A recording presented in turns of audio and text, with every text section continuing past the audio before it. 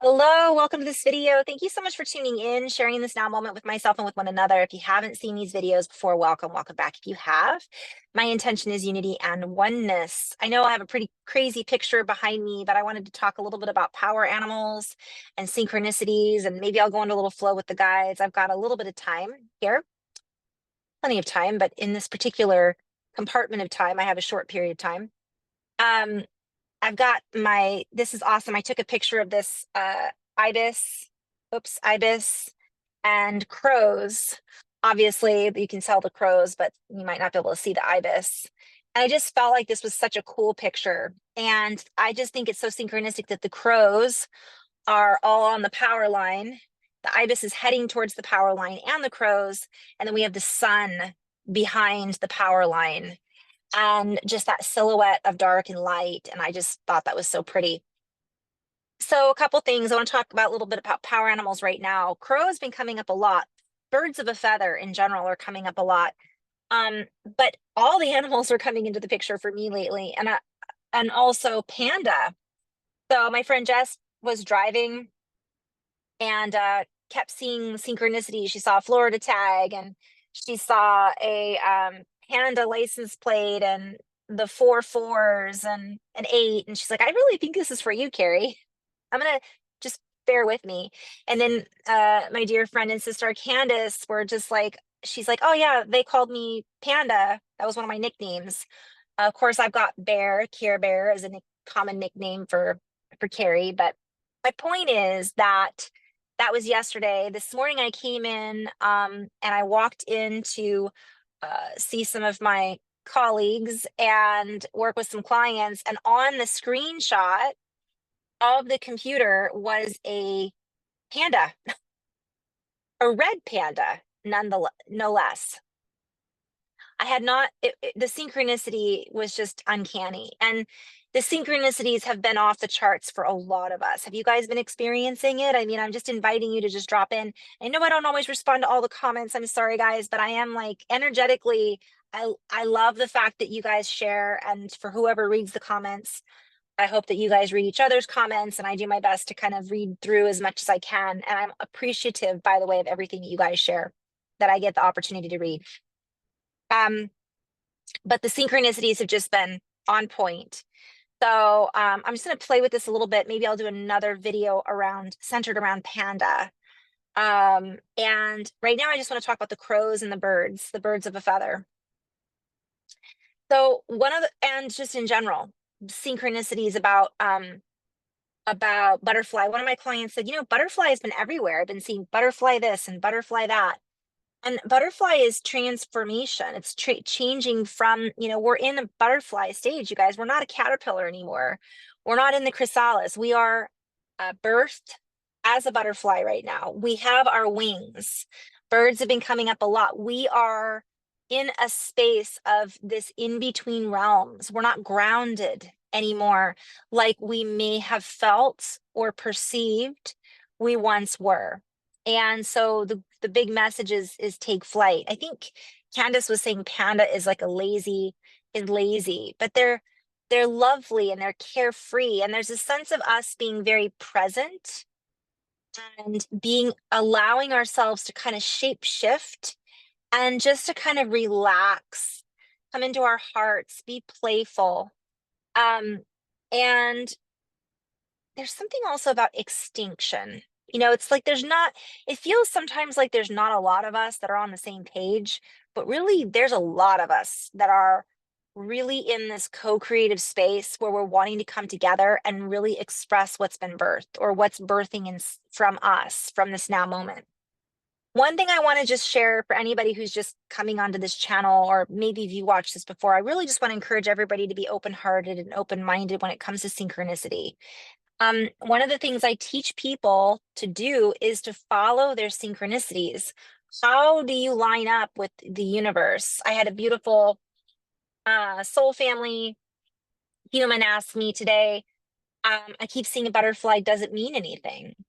And it can mean something different for each and every one of us. I see butterfly as what I said earlier, transformation, morphogenesis, moving from one thing into something else, yet it all came from the same base. And it all came from the same little caterpillar, right? That caterpillar completely changes into something beautiful. Um, Something that was grounded is now able to fly and has an impact on our entire ecosystem. That's us. So I was trying to explain that we can utilize synchronicity in all aspects. It's going to mean different things for different people at different moments in our lives because we are being called to, it's everything's alive, essentially. It's recognizing that the spirit that moves through all things and what the spirit that moves through all things might be trying to communicate with me in the now moment, maybe something different for somebody else. So one of the messages is not getting locked in to a specific meaning about anything. And I know that's difficult sometimes for us to do. Obviously, ibis is between worlds, right? The afterworld has to do with ancient Egypt. Crows are, you know, they can be seen as shapeshifters and they're associated with magic. I've had a lot of people, not just one, but several, if I mention that Crow is working with them right now or suggest that they work in a shamanic way using Crow as their focal point, some people get nervous about that. It's like when I tell someone spider is working with them or snake is working with them, people go, ew, there's this idea of this underworld, right? This dark shadow aspect. But in actuality, it's all about our perspective and it's all about how we view our reality. When we're going through these upgrades, when we're going through this expansion, as we come together and co-create, we are utilizing the light and the dark. You know, when we're in our darkest moments, sometimes is when we really truly find that light within us in order to survive, in order to thrive, in order to break through the cocoon that we've been stuck in.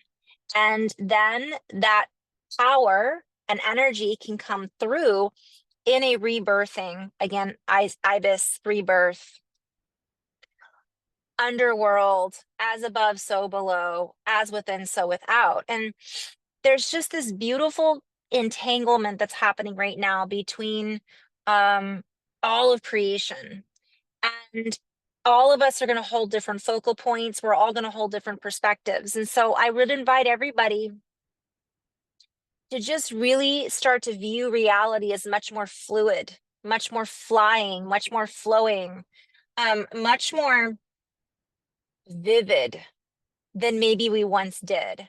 So getting out of our comfort zone, getting out of our boxes of what we believe to be fill in the blanks, true, reality, not true, whatever it is. And I'm being pushed also in that regard. I'm being called, right, to push myself, to allow myself to flow, but to be playful, to be relaxed, right, Panda, to allow ourselves to stretch and just enjoy eating and enjoy. I saw someone, I think I said this in another video, and the sticker said, enjoy every sandwich. And I was just like, okay, enjoy every sandwich. Well, yeah, let's not beat ourselves up when we eat a sandwich. Oh, I shouldn't be eating this. I shouldn't be having bread. I should be, whatever it might be. Start allowing ourselves to feel the joy in every bite, to feel the bite-sized moments that add up to a longer moment, to feel into the individual words that lead us to a sentence, that lead us to a paragraph, that end up writing our chapter of this book of life, right? And so back to the power animals, everybody has a different, we're there at a different stage in their journey. I would say for the collective experience, Crow is relevant right now. Ibis is relevant right now. Well, all animals can be relevant, spirit that moves through all things. But we can ask ourselves, how am I shape-shifting? How can I feel in this moment where I feel out of place because maybe I have to give a presentation in front of a group of people and I'm not used to doing that? Shapeshift.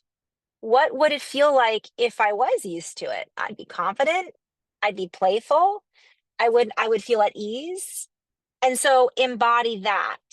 And that pulls us that, and I say this all the time in session, but imagining what that version of yourself looks like, feels like, dresses like, whatever it might be, in that moment projects your consciousness into that future idea or version of you. It's a little different and then what it does is it kind of creates that future by changing and shifting the perspective, the energy that you're holding in that moment, and your perception of what your and mine and whatever what your potentials are, right? All of a sudden, instead of saying, well, that's scary, right? Crow, that's scary, or spider, that's scary, or whatever it is, we can say, well, what would it be like to play with what that creativity means?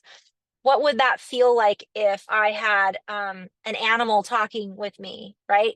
Why would that be scary? What would it feel like if it wasn't scary? What would that mean for me? What would that mean about reality? So we're just being called to utilize our everyday experiences, including watching what's going on in the sky, including animals that are around us, including license plates and, times on the clock and things like that that are showing up for us to give us clues about how we are shifting, how we are changing, how we are diving into the underworld, underwater, into the emotions to bring ourselves up into a space of fluidity. I had a dear friend that sent me a video the other day of an eagle catching a fish, and it was literally swimming in the water. So as I said that, diving below the depths, I'm thinking of the ibis, the underworld, going life after death sort of thing. I'm thinking of the transformation that a butterfly goes through. Crow, I think of raven, which has to do with, Edgar Allan Poe and this idea of the bridge between worlds. And this eagle was swimming in the water and caught this fish and pulled it out of the water onto shore. That was pretty cool. So recognizing that we are capable of so much more than we might think we are, and really to move through, I guess I'm going to stay on this flow, really to move through reality, especially right now, with as much openness as we can muster, so to speak. Was that like Clue? Oh yeah, Colonel Mustard. I'm hearing mustard, and then I heard Colonel Mustard. And it's like we're okay, I'm being called to play with this a little bit, so we'll go into flow. We're receiving these clues all the time from this game that is life, right? The game called life. We're receiving these clues, and now we're becoming more conscious of and aware of them.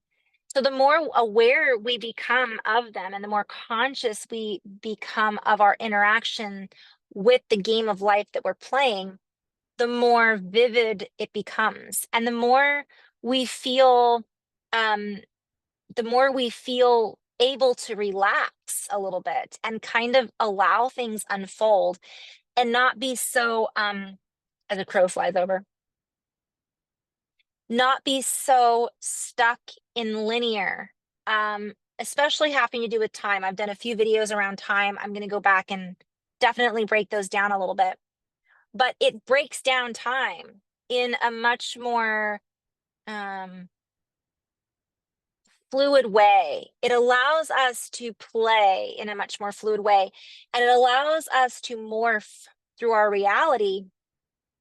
And I keep hearing shape shift again, crow. We shift and change shape and perspective and change shape. So I'm being shown in my mind's eye as I say this, a vision of when we shift our perspective, how we view things changes. And that means the shape. I'm hearing the shape of water. So for those of you who have really been diving in, I always bring up Robert Edward Grant's one of my favorite people to listen to. Been listening to him for years. And his link is below in the description. I just share it every time. If you're not familiar with him, where was I going with that? Squirrel, crow, ibis. Um, Bottom line is we're in a space of, I'm hearing prime line, prime directive. So it changes our direction. It changes our directive. It changes how we apply ourselves to our reality. Therefore, it changes how reality replies to us, responds to us. So I hope this is still recording. Getting a call. I don't know if that just, I'll just pause for a moment. So we're called to then, so I was seeing that vision of reality and recognizing that our reality morphs around us. I can't remember what my reference to Robert Edward Grant was, but something I'll come back to it later. Oh, Metatron's cube. Okay, that's a whole other flow. Woo! Guys, when you get into this state of flow where the spirit that moves through all things is constantly communicating with you, it's helpful to be playful and it's helpful just to relax because it can be a lot. It can be very overwhelming. And water. So there's an interview that he has that might be on my description or comments. I'm not really sure, where he interviews a woman who talks about the energy of water. And basically what I'm visualizing is it's like when we put our intentions into water, right? She does artwork with water and how water is alive, basically. Everything is alive to a certain extent because it's coming through, it's being shaped through us, through our reality, through our imagination, through our creativity. And I'm, specifically organic things, but even a chair, let's say, holds a certain frequency. It holds a certain shape. Oh, it was the shape of water that led me to that. So how we perceive our reality shapes our reality, because if you think of the air, and I've always said that for me it's ether, or it's like water. So if I'm using words, I'm sending that energy out into the space and the air and the water around me. I am shaping that molecular energy, the molecules, and that is creating a field around my body, as does everything. Everything has an energy around it. If you look at something, even a fence post, you can see the outline of it. There's a name for that, but we'll call it an aura, right? Of course, an organic energy is going to have a different colored aura than something that's inanimate or something that is not organic, but everything has a shape. Everything has a geometric area in space, right? Well, we could say that. So recognizing that this shape is shifting, we are shifting the shapes around us constantly, and the field around us responds to us and therefore co-creates with us. And I know I'm going out a little bit into the ethers, if you want to call it that, but to keep it simple, we can interact with the birds, we can interact with the animals, we can interact with water through our intention, through our focus, and the environment around us reflects that back to us. And so how we view that is up to us. If we want to see our environment or see a particular thing as fearful, then we will continue to see our reality presenting us with opportunities to be afraid. And so if we continue to work moving forward and dive deep into this shadow of ourselves, right? And they call it shadow work. Eventually, we want to clear that out and recognize there is light within this shadow work, if you will. The work is expressing through the light and the dark that is us. So nothing in this reality as far as, well, I won't go into that realm, but my point is be the change, right? So as we change and shift, our reality gives us that support back because we're creating it. And so again, the more we focus, it's not that we're ignoring certain things, we're just sending our intention and our focus on particular things. And this changes the molecular exchange that we have within our reality. bubble, if you want to call it. I see everything as bubbles. All right, so I would invite everyone to ask for synchronicities. I ask for magic every day. And for me, magic is a beautiful exchange that I have with my clients, with my friends, with people in the grocery store, animals, everything. And I see synchronicity in all things. And so recognizing that we don't have to limit ourselves, like, this is my archangel, this is my power animal, and that's it. This is what this means. It can take on different meanings at different times based on our perspective and perception that we're holding at that time. So that's the simplified version. So moving into more quantum version, this becomes I'm hearing a molecular souffle, and I might come back and play with some of these words. Let's just go into a little bit of flow. I have about 10 more minutes with the guys. I hope that made sense. So as a recap, you know, our feathered friends are really a good representation of what we're experiencing right now. We're taking flight. We're able to dive in the water. Think of an eagle or an osprey. Think of an ibis going into the underworld, coming back up, rebirth. Think of a crow that's able to shape shift according to most mythology and shamans.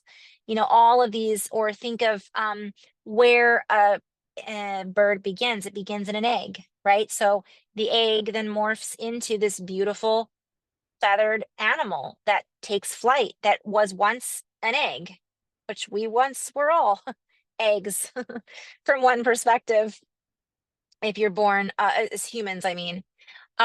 So we are all butterflies ultimately, and our version of flight has to do with our imagination, our creativity, our ability to interact in this new stream of consciousness that gives us the ability to co-create our reality in a much more meaningful way, in a much more perceptive way. We're no longer asleep at the wheel, so to speak. I hope that kind of made sense. So this is meant to be felt, not necessarily understood on a linear basis. And so as I drop into this state of flow, I allow an energy to morph, move, and shift through me, allowing me to move into an energetic compensation, if you will, play on words. It allows me to comprehend and to compensate accordingly in a directional flow with my focus and with my focused intent and attention. It allows me to come into a higher attention span, to span out, letting go of the tension that may have held me into a compact form before, into a more expansive resonance, an expansive state, and an expansive arena, if you will. This arena allows me to recognize there is more. And as I tune into this, it opens door after door after door to the reality that is beyond what I can see in a linear viewpoint, in a linear fashion, from a linear perspective or point of view. It allows me to expand my reference points and that which I have reference to. I'm seeing like a library, and when you look up references, to a much more quantum way. It allows me to exchange and therefore combine my frequency with the frequency that is held within the framework of reality, the framework of existence, for that is part of who I am. That is part of how I operate. And my operating system, if you will, allows me to operate within a condensed pattern into an expansive pattern full of condensed information.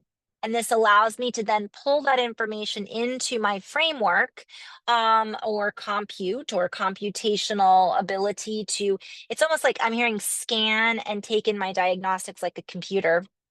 It allows me to do it for my own technological companion, which is me, Carrie.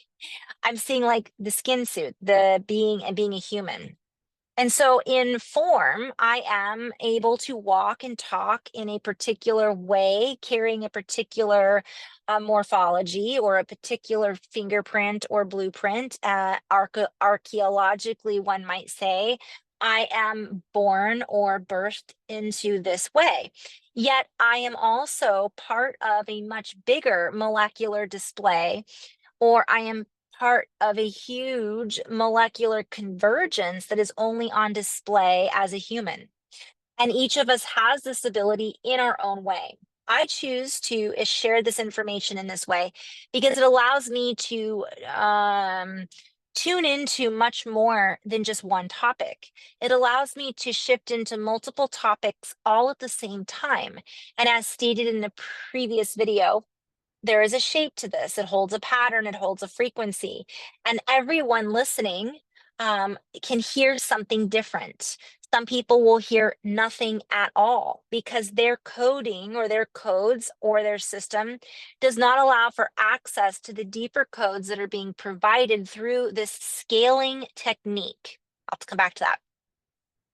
And through this scaling technique, it allows me to interpret certain schematics or set points of energetic equivalence of energy and information. It allows me to interpret it through the English language, and I can be a walking, talking dictionary of sorts through the quantum resonance that is light language, essentially. The light language is perceived through memory, sight, sound, feeling, and all of the ways in which we perceive and interact with each other through communication, through this particular exchange or bandwidth resonance that we are all connected into and through, which is the human field. The earth field, the internet field connected with the internet that is held within, even through the fascia system that collects the charge or carries the charge through the body, allowing the neurons in the body to create a potential spreading, if you will, of information, allowing for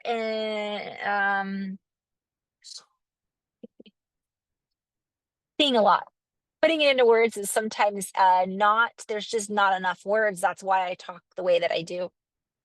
Light language is also, as an example, I'm being called to share a little light language. I'm inviting you to feel this. Just clearing some energy right now. Probably from the Easter candy that I ate earlier. Sugar is not always helpful when it comes to channeling or to sharing messages. Io o kuaha shinikai ni I makai hish ikuana didik u ash emakai ni ik ishik uahane. Iwa amakuhi ai ish uahane it ish ik anahak ewa ish ik unaha awun ish inike.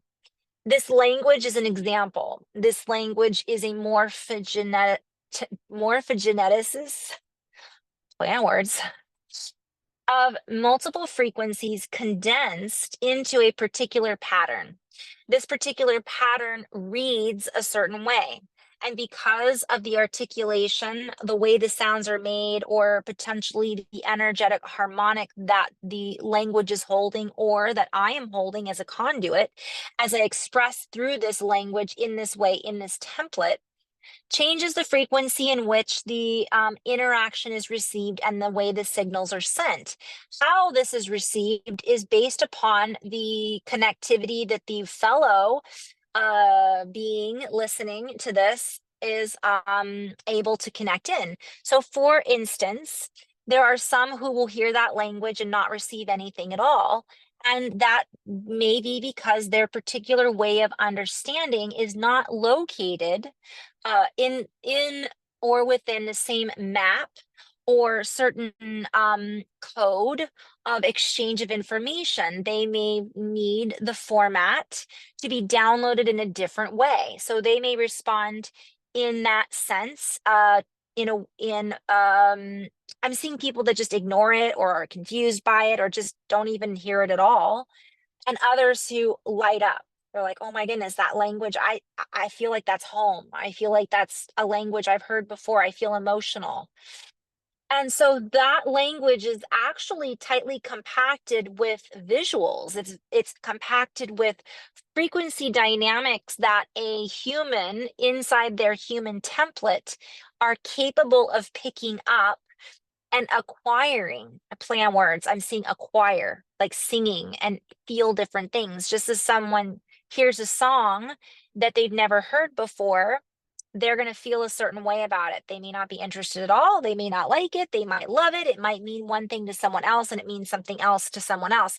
I'm being called to give a for instance, and this also has to do with synchronicity, and then I have to run. One of the biggest songs that I had that was huge for me as I was going through this synchronistic eye opening activation with Mother Nature and music and animals was Southern Cross by Crosby, Stills and Nash and Young, I think. And I'd heard that song a million times before. I always liked it.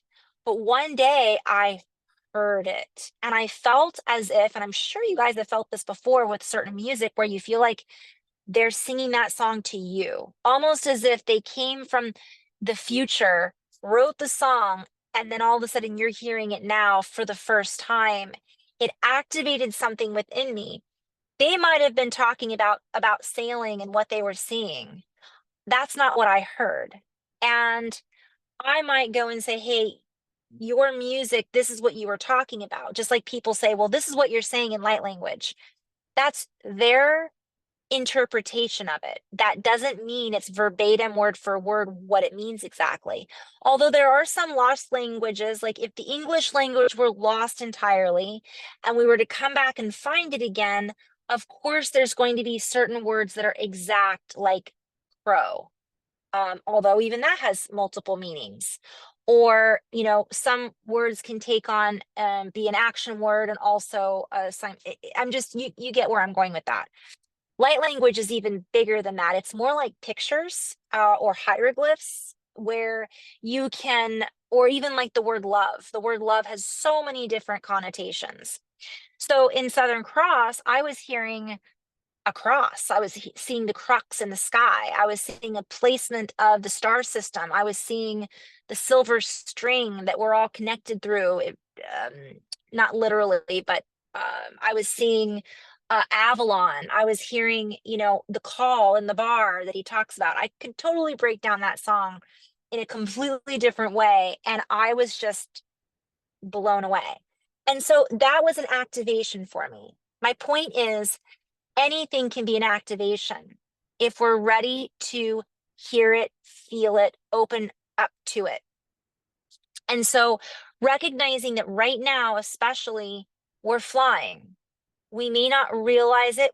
We might feel like we're fledglings. We might feel like we just broke out of our shell and we still need to be fed the light language, or we still need to be fed, but we're doing that with and for each other. And we're all at different levels of our awareness. The crow and the ibis operate very similar. They're born the same way. They both fly, but they have different types of communication. They have different calls, but they're living together.